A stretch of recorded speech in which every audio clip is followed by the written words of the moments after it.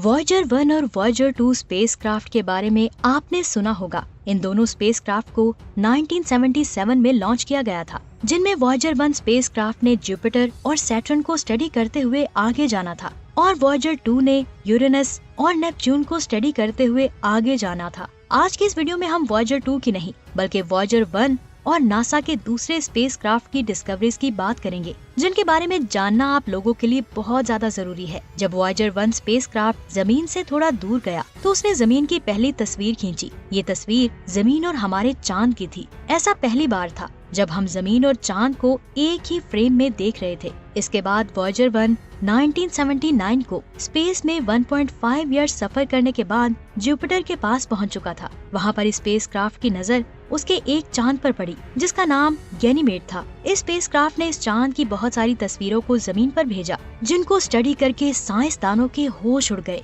क्योंकि स्पेसक्राफ्ट की ऊपर वाली सतह बर्फ से बनी हुई थी और इस बर्फ पर मुख्तलिफ क्रैक्स भी मौजूद थे। साइंसदान हैरान थे कि इसकी सतह पर ये क्रैक्स कैसे बने। उन्हें शक था कि इस चांद के अंदर कुछ न कुछ जरूर है, जिसकी वजह से इसकी सतह पर क्रैक्स बने। इसीलिए उन्होंने कई स्पेसक्राफ्ट को इसे स्टडी करने के लिए भेजा, जिसके बाद उनका शक यकीन में बदल गया। न्यू स्टडी के मुताबिक गैनीमेड की सरफेस के नीचे पानी का बहुत बड़ा समंदर मौजूद हो सकता है और ये समंदर हमारी जमीन के समंदर से भी कई गुना ज्यादा बड़ा है। अब वो सोचने लगे, क्या इस पानी के अंदर लाइफ पॉसिबल हो सकती है? इस चीज के बारे में जानने के लिए उन्हें वहाँ एक ऐसे स्पेसक्राफ्ट को भेजना होगा जो उसकी सतह पर लैंड करके वहाँ ड्रिलिंग करे, जिसके बाद ही उन्हें पता चलेगा कि वहाँ लाइफ है या नहीं। लेकिन वॉयेजर 1 की खींची गई तस्वीरों से साइंसदानों ने एक ऐसी चीज को तलाश कर लिया जो लाइफ के लिए बहुत ज्यादा जरूरी है। जुपिटर और उसके कुछ मून्स को स्टडी करने के बाद इस स्पेसक्राफ्ट ने सैटर्न की तरफ अपना सफर शुरू किया और फिर 20 महीनों के बाद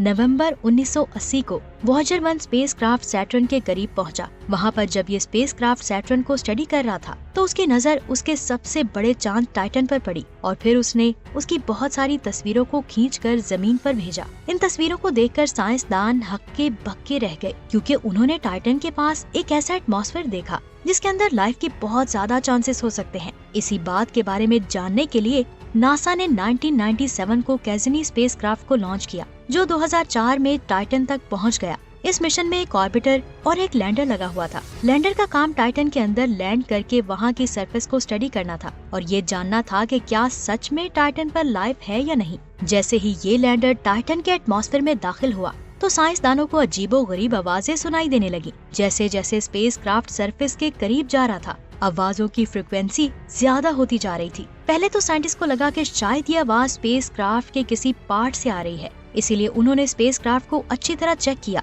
तो उन्होंने कहा कि या तो एलियन लाइफ टाइटन के एटमॉस्फेयर में हो सकती है, जो एटमॉस्फेयर में रहते हुए फ्रिक्वेंसी जनरेट कर रही है, या फिर वहाँ का एनवायरनमेंट ही ऐसा है जिससे मुख्तलिफ आवाजें आ रही हैं। एटमॉस्फेयर को पार करने के बाद जब लैंडर जमीन पर पहुंचा तो उसने फौरन वहां की मिट्टी को टेस्ट करना शुरू कर दिया, जिसके बाद उसने साइंसदानों को हैरान कर दिया, क्योंकि उसने साइंटिस्ट को जो डेटा भेजा उसके मुताबिक टाइटन पर 100% लाइफ के चांसेस मौजूद हैं। जी हाँ, इस लैंडर ने ये साबित किया कि यहाँ पर जो लाइफ मौजूद है उसने सांस लेना शुरू कर दिया है। जब वहाँ की मिट्टी को केमिकली टेस्ट किया गया तो 3 चीजें सबूत के तौर पर सामने आई। लेकिन आज की इस वीडियो में मैं सिर्फ एक ही चीज के बारे में बात करूंगी। वो चीज थी टाइटन के ऊपर वाले एटमॉस्फेयर में, यानी टाइटन के एटमॉस्फेयर की सबसे ऊपर वाली लेयर में हाइड्रोजन की फॉर्मेशन हो रही है। लेकिन ये हाइड्रोजन हवा में मौजूद नहीं है, क्योंकि ये हाइड्रोजन नीचे आते ही खत्म हो जाती है। आखिर वो हाइड्रोजन कैसे खत्म हो रही है? साइंटिस्ट का कहना है कि वहाँ कोई चीज तो मौजूद है जो हाइड्रोजन को कंज्यूम कर रही है। ये चीज इस बात की तरफ इशारा कर रही है कि वहाँ कोई न कोई एलियन लाइफ जरूर मौजूद है। इसके अलावा जब लैंडर ऊपर से नीचे आ रहा था तो उसने टाइटन की कुछ तस्वीरें खींची, जिन्हें देखकर ऐसा लग रहा था कि हम जमीन को देख रहे हैं, लेकिन वो जमीन की नहीं, टाइटन की तस्वीरें थी। इन तस्वीरों में आप जमीन जैसे पहाड़ और समंदर को देख सकते हैं, जिन्हें देखकर साइंसदान बहुत ज्यादा हैरान हुए। इन सारी चीजों को देखते हुए आज भी साइंसदान टाइटन को स्टडी कर रहे हैं। उन्हें यकीन है कि बहुत जल्द उन्हें टाइटन पर लाइफ का एक पुख्ता सबूत मिल जाएगा। टाइटन के लाइफ हिंट्स और टाइटन के बारे में जो भी हम जान पाए, ये सब पॉसिबल हुआ नासा के वॉयेजर 1 स्पेसक्राफ्ट की वजह से, जिनकी तस्वीरों को देखकर नासा ने टाइटन पर कैसिनी स्पेसक्राफ्ट को भेजा। और ये लाइफ की तलाश के लिए वॉयेजर 1 का दूसरा स्टेप था। जब नासा का कैसिनी स्पेसक्राफ्ट सैटर्न के रिंग को स्टडी कर रहा था तो उसने एक चांद एनसेलेडस की तस्वीर खींची। इस तस्वीर में आपको कोई चीज इस चांद से बाहर निकलती हुई दिखाई दे रही है। असल में ये इसका पानी है और फव्वारों की शक्ल में इसके अंदर से बाहर आ रहा है, जिसकी वजह से कैज़नी को इस चांद के करीब भेजा गया, जिसने इसकी बहुत सारी तस्वीरें खींची। और इन तस्वीरों में आप पानी की फव्वारों को आसानी से देख सकते हैं। इन फव्वारों को देखने के बाद साइंटिस्ट को लगा कि शायद इसकी सरफेस के नीचे पानी का बहुत बड़ा समंदर मौजूद है और हो सकता है उस पानी में एक अलग मखलूक रहती हो। इसके बाद जेम्स स्पेस टेलीस्कोप से इस चांद को स्टडी किया गया, जिससे हमें पता चला कि 2005 में जिस मिकदार से पानी इस चांद के क्रैक्स के अंदर से निकल रहा था, अब उनकी मिकदार पहले से बहुत ज्यादा हो चुकी है। यानी अब पानी पहले से ज्यादा मिकदार में इस चांद से बाहर निकल रहा था। इस तस्वीर को देखें, जिसमें आप एक फव्वारे को निकलते हुए देख सकते हैं।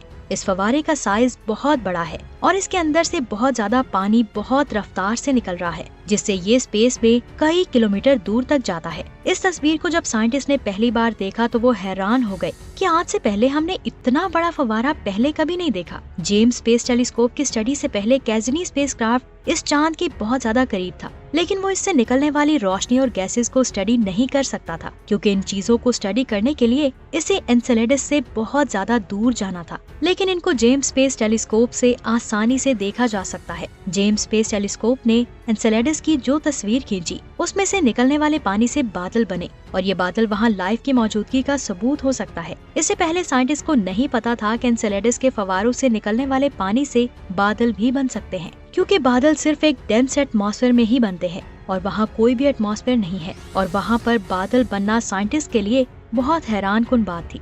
इससे ये साफ जाहिर होता है कि इस चांद के अंदर बहुत सारे ऐसे राज हैं जिनके बारे में हमें अभी तक सही से नहीं पता चल सका, और हो सकता है कि वहाँ लाइफ मौजूद हो। आज वॉयेजर 1 स्पेसक्राफ्ट को लॉन्च हुए 45 साल से ज्यादा हो चुके हैं। आज हम जुपिटर और सैटर्न और इनके मून्स पर और लाइफ के हिंट्स के बारे में जो कुछ भी जान पाए हैं, उन सब स्टडीज की बेस वॉयेजर 1 स्पेसक्राफ्ट है। आपको ये सब डिस्कवरीज कैसी लगी, नीचे कमेंट्स करके जरूर बताएं। इस इंटर्नशिप करने वाले स्टूडेंट ने एक न्यू प्लेनेट डिस्कवर कर लिया था और इस न्यू प्लेनेट का साइज हमारी जमीन से 7 गुना बड़ा है। ये हमारी जमीन से 13 लाइट ईयर्स दूर है। इस प्लेनेट को साइंसदानों ने बहुत ज्यादा स्टडी किया। कुछ अरसे के बाद ये साबित हो गया कि ये सच में एक एक्सोप्लैनेट है। ये प्लेनेट इतना ज्यादा अमेजिंग है कि जैसे जैसे आप इसके बारे में जानेंगे, आपका दिमाग चकराता जाएगा। आप ये जानकर हैरान हो जाएंगे कि ये प्लेनेट एक स्टार के गिर्द नहीं, बल्कि 2 स्टार्स के गिर्द ऑर्बिट करता है और ये इन दोनों स्टार्स के गिर्द अपना एक चक्कर 95 डेज में कंप्लीट करता है।